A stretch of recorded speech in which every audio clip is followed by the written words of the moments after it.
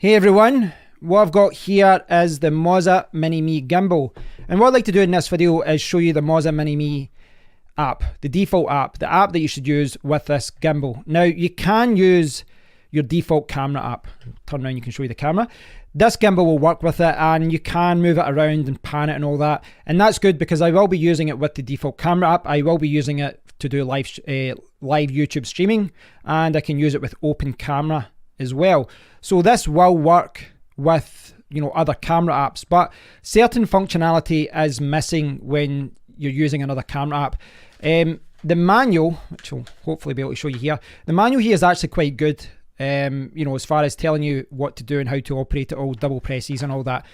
Now, I encourage you to refer to the video where I walked around with the Moza Mini Mi, and it shows you, you know, how this works in practice as far as, you know, moving, you know, double clicking there and it moves it around and all that. But in this video, I just want to show you the app because the app is important. Now, it's going to try and look for it, but obviously this isn't switched on now, so it'll come up unconnected. Now, if I turn it on, I'm going to have to hold that and it's going to go to that. So this is where I will have to try and turn it around, and hopefully, right, this is the problem with recording the phone with the gimbal attached. If I let this go, it's going to vibrate. Now it's unconnected, but there. So if I take that off, it should hopefully be a little bit better as far as moving around. Or it's worse. Yeah, it's worse. Right, hold on. Yeah, okay. Right, yeah, it seems a little bit better. Right, so it is connected now and you can see that it's connected. As far as getting connected goes, this app is actually quite good. You know, I've never had any problems getting connected to this app.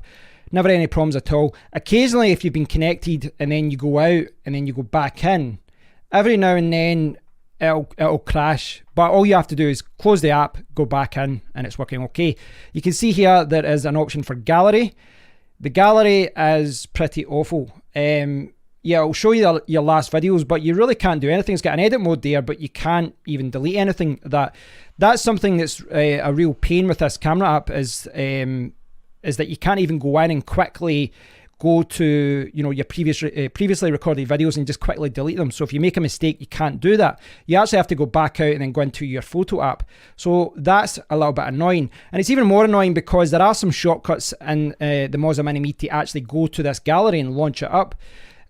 So you can launch that gallery from here and you can do it very easily, but you know, it's a little bit of a pain because the gallery is kind of pointless. If you click on this here, what you can see there is battery 58%. Now that isn't my phone. You can see my phone is up at like, what's that, 19% right now. So this is the battery life of the Moza Mini Mi itself. Now you do get an indicator here to give you an idea, but this gives you, you know, obviously it's a little bit more accurate. So it's on sleep there. Look, see it's moving around. I'll sleep it again. Yep, so we don't do that. It's got an option for recentering. There's an option for calibrating as well. Quickly show you the settings here. This will just allow you to see the different modes, and if I can, hopefully you can see this. Like if I change that, oh, hopefully, no, it's not. Hold on. Oh, I've got it in sleep mode, that's why. If I turn it back on now, this is the problem with doing this. So when you disconnect and reconnect, you have to reconnect it if you switch off and back on. Now it's yaw follow. So this was always going to happen when I was recording. What I was trying to show you there was basically where it says roll follow here, and if I hold it, you can see it turns it on. It's basically got an all lock right now. And it is hard to show you that because whenever I change any mode here, it's you can see your follow. So I'm changing it here, using the, you know, the what would you call it, the quick commands here using the dial.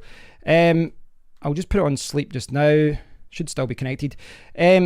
So the settings area here, it can show you yaw and pitch follow, and you can change the different modes here if you wish. If you don't want to do it through here, it's got altitude parameter. You can change that. Axis parameter as well, and you can go in here and you can adjust things. Now I haven't gone in here and changed things too much. I've just, tried to leave it on default. I messed around with the settings one day, but I kind of just went back and put them all to 50 because I really don't know what I'm doing, if I'm honest. I was changing some things to see, how it changed, how it was operating, but I've been using it in the default mode, the default settings, and it, it does seem okay. You've got Inception Speed and all that. When I was out, I was telling you that the Inception Speed that I had when I was doing the video for Inception Mode, it was a little bit slow. So this is one mode that you might want to increase. You might want to make it a little bit quicker when you're doing Inception Mode, because the default speed is kind of slow, if I'm honest. Make it more smooth as well. So you can see you can go in here and you can change certain settings. So if you don't like using the default camera app, the default Moza app, well, tough luck, because there's a lot of things like this that can only be changed through this app. So you need to install this app. You need to get it working. You can change. What is that for actually? I thought that was language. Save parameters. Now I don't know what that mode is for. It's all in Chinese. Calibration. So there's a guided calibration, there's a manual calibration, right? And basically what you have to do, you go through and then you try and balance this. So you try and balance it like that and get it all. It doesn't, obviously I'm not in a very good position to do this right now behind the camera, but essentially what you would do is, I've got it horizontally, which is why this is going crazy. But essentially what you have to do is balance it without having it turned on. And the reason is basically so that, the motors aren't working so hard to bring it back to normal. Because if I do that, you can see it goes back to the normal mode, and then I can push it up and down and move it around. Oh, I've got it locked, that's right. This is the problem with this. You put it in lots of different modes and it locks it all. There you go. Now, when it kind of looks like a pain to do all this right now, but the reason is I'm behind a camera and I'm trying to do this horizontally. You'd actually be doing this vertically. You'd have the phone facing you and it wouldn't be so much of a pain. Obviously from a filming point of view, I'm doing it a different way. You can do the guided calibration. You can also do it manually. I found the guided one was a little bit better, perhaps because I'm a beginner with a lot of this stuff. But you can see here the M angle, the E angle, the gyro, the accelerometer. So there's lots of ways to get it going like that. I went through the guided calibration. Sorry, I'm moving out the shot here. I used the guided calibration, and yeah, I thought it was okay. I think it works quite well. And there's a sleep mode there as well, which allows me to move it around. And you can recenter. Now, what you've got here is the camera app itself. And this is the recording app. Now, one of the things I do like about this is that you can switch cameras. Now, I don't know if you saw that. I'm going to try and get it in shot here. If you hold the top of the dial, it switches from the back camera to the front camera. Now, that is fantastic. It's very, very useful, but please be aware. When I recorded through this and I was walking around and I switched from the front camera to the back camera and then back to the front camera, when I put that clip into Premiere Pro and I was editing it, the video and the audio all went out of sync, and it's, it took me a long time to try and get it all synced up. Now, if you're just looking at the clip through your phone, it might not be too bad, but the frame rate and all of that kind of gets mixed up when you switch from the front camera to the back camera. So what I would say about it is, I think the functionality to switch between the front camera and the back camera is fantastic, but I also recognize the fact that it's flawed. It really is flawed. So be aware with that. You might get the video and audio out of sync. You can see my tripod there. So I don't know if you can see this in the shot here, but at all times you can see, right now I've got it all lock, 1080p, 30 frames per second. And you can obviously see a timer as well. And I can start recording at any point just by clicking like so, and then stop it. So as far as controlling it, yeah, it's really good. And you can see there, it's got an estimate of the battery life. The larger one down the bottom is the battery life of the gimbal. Above is the battery life of my phone, which needs charged. Up here, you can see there's additional options here. That changes from photo to video. Now, you can change between photo and video. if, you know, there's a lot of quick commands down here in the camera interface. So see here, single press the center button, start stop, double press the center button, photo taking, double press the upper button. So here, if I double press, you can see, I don't know if you can see that there. See if I double press, switching between photo mode and video mode. Now, I actually forgot about that command. You probably noticed that there. I was referring to the manual. The reason being, I've got it in video mode nearly all the time, so I'm trying to avoid that button, if anything else. Single press the right button for quick playback. So you can see there, see the gallery. So when you bring up the gallery there, this is what I'm talking about. You bring up this, this video that I just recorded, but you know, it's very limited as far as, oh, I'll stop recording. It's very limited as far as how, what you can do when you're actually in the gallery. So now it's recording. Why is it doing that? You are recording. So now when I push right, it's recording. It shouldn't do that. Okay, so I meant to go back there. Right. So see the up button. Now obviously you can zoom in with the dial here. When you push up, you bring up the menu system. So hopefully you can see the menu system, and you can control this with the dial. So there's a lot of different options in here. Some of these options you can switch just using the dial, like quick commands. That goes back the way. Spirit level, you can turn that on. You can see that, see the bottom right hand side, if you can see that, it's kind of giving you an idea of whether you're centered. I'll turn that off, I don't need that on. Flash, what was that? Anti-shake, shooting mode, taking pictures, time-lapse photography, advanced time-lapse. So there's a couple of cool options in there. Oh, sorry, I think it's the right button to go back, isn't it? Right, okay. Professional mode as well, so you can see there's exposure, white balance, zoom. I think this goes back, yep. So the right button there goes back, the left kind of enters. Now, if it looks like I'm inexperienced with this, it's because other than playing around with it, I haven't been using the app like this. I haven't been going into this and changing many things. I have explored it, of course, but you know, all these options here, 640, 720p, you know, I'm just keeping it in 1080p. There's a grid option if you want to put a grid. Lots of different grids there, central, diagonal lines. That isn't something I would use.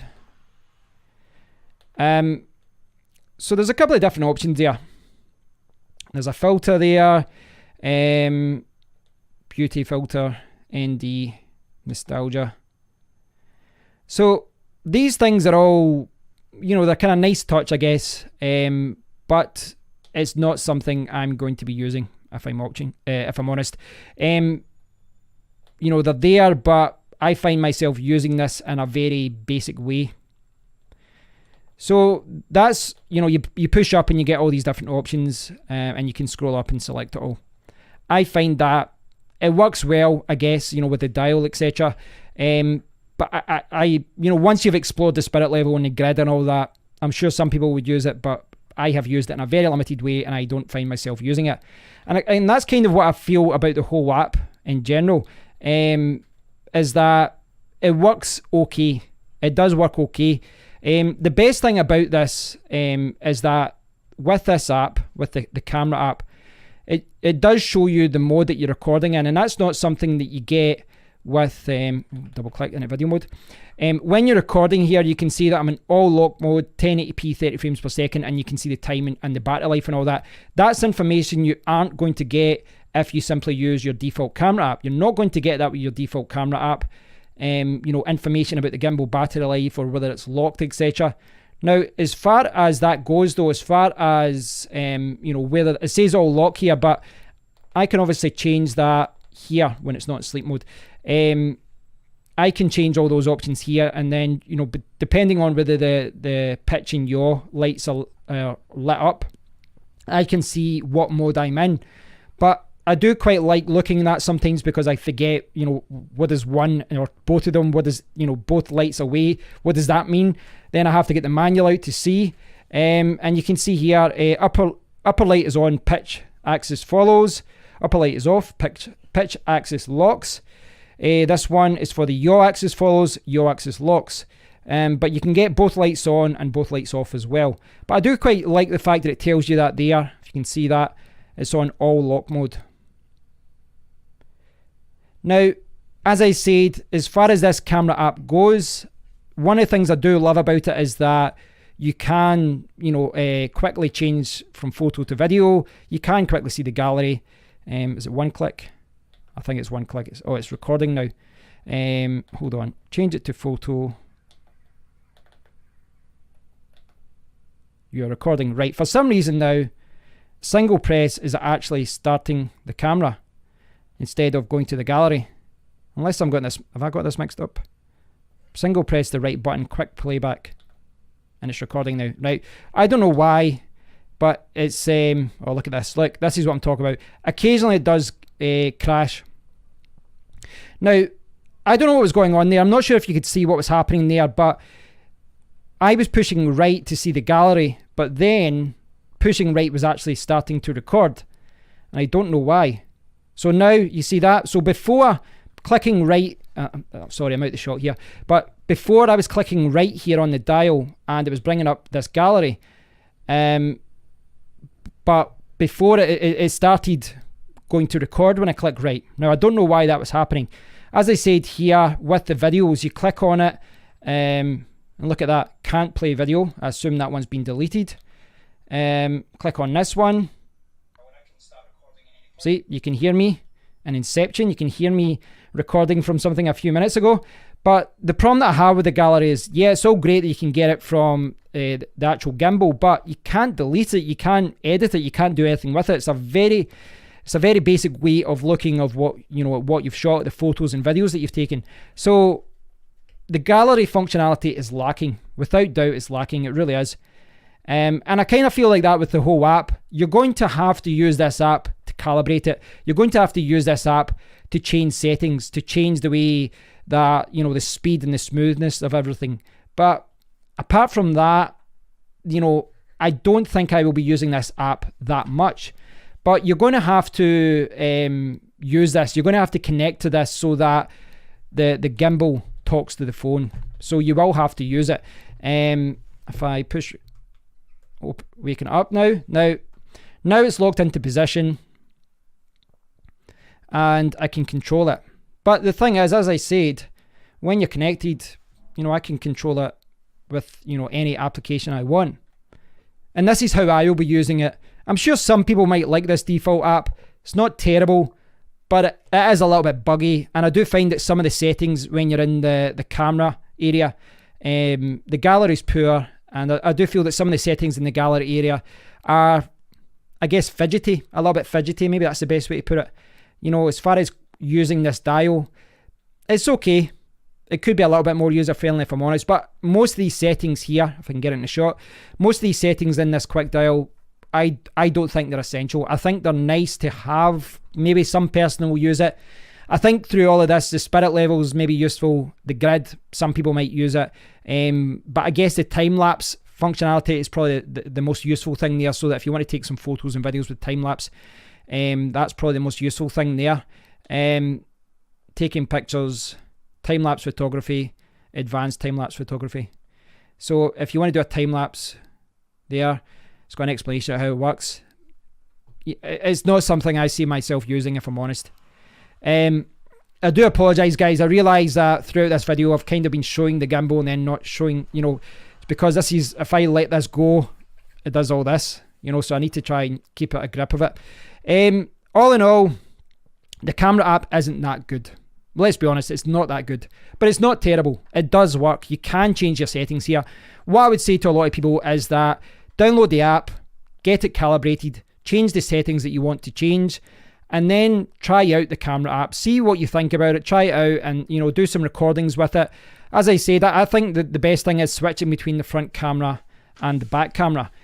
I think that's good, but when you look at the files, you might find that audio and video goes out of sync if you start doing that. So that is something that should be great, but just isn't there. So that's annoying a little bit, because that is one of the best things about it. But the thing is, see, this dial's come up.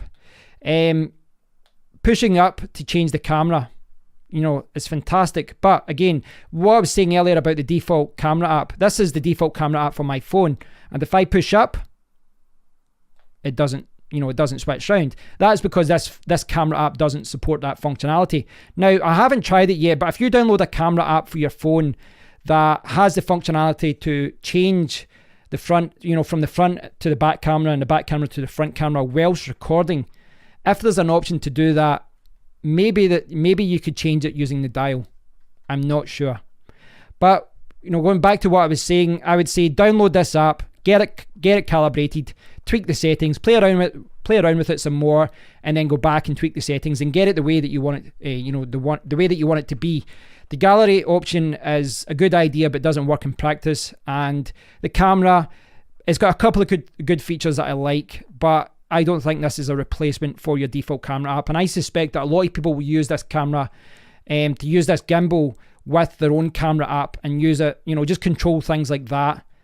There are some cool things that you can only do with the camera app, such as Inception Mode and things like that. I don't think you can do Inception Mode. I don't think you can do Inception Mode with other apps. I think you have to do it through this app, I believe. But we can check that just now if you want. You can see here it says upper button of the dial wheel, triple press. Sorry, I'll get this in short. Triple press Inception Mode. So what you have to do is, that would put it into Inception Mode. Now, I pointed this out in other videos. See, with Inception Mode, there's a few things like that where when you put it into Inception Mode, it's hard to get it back out of that mode. You kind of need to turn it off and turn it back on, which is, yeah, it's very annoying. So what I'm going to do, see, let's test this out. So this is my default camera app. I'm going to put it into video mode, and I'm going to triple press. This is something, I don't think Inception Mode is going to work here, just to verify. 1, 2, 3. Oh, it does. Okay. So I stand corrected with that. Inception Mode does seem to work with that. And the idea is you record and you spin round. So that's really good. I tried that before and I couldn't get it working, so I think it was maybe something I did wrong the last time. But the idea with Inception Mode is you hold your finger on, you know, and you go right or left, and then you just keep spinning round, and you get this kind of spinning effect. It works really well in practice. It doesn't look good here, but it does actually work really well in practice. But getting out of this mode, oh, it's went the wrong way. Go back away. So what it's done is it's locked the other way. See what I mean? Like this. See, when it goes like this, what I should have done is come back this way. But I'm going to have to reset it, and then it comes back. So yeah, that's good. Inception Mode works with that. I apologize if I got that wrong before. But to go back to what I was saying, my advice, download the Moza Mini app, calibrate it, get all the settings working and all of that, and then use your default camera app. That's the way that I would do it. You see, I need to connect again. That's the way I would use it, guys. This camera app does work, but it's a little bit too buggy for me. And a lot of the features they've added in the dial, all the different camera options there that they've got, they're really not that exciting to me, if I'm honest. So thanks for watching, guys. I apologise for the poor viewing angles at times. It's quite hard to hold the gimbal and get the camera in the same shot and make sure you can see everything. But hopefully you've got a better understanding of how this camera, how the Moza Mini app works. It's a necessary evil. And looking at reviews of other gimbals, if you look at the reviews of DJI gimbals and all these other ones that are out in the market, nearly everyone complains about the camera app that you have to use. But the good thing is, once you've set it up, you don't have to use it, and you can go back to using your desired camera app, such as Open Camera. Thanks for watching, guys. I hope you've enjoyed watching this video. Anyone who's looking to buy the Moza Mini Mi, I hope you have a better understanding of how this gimbal works. What I'd like to do after this one day is, you know, give my overall thoughts on this gimbal and my experience of using it. So from me, my phone, and the Moza Mini Mi, So long, good luck, and of course leave a comment if you've got any questions about any of this, guys. I'll do my best to answer anything that I didn't address in the video. Till next time, guys, take care.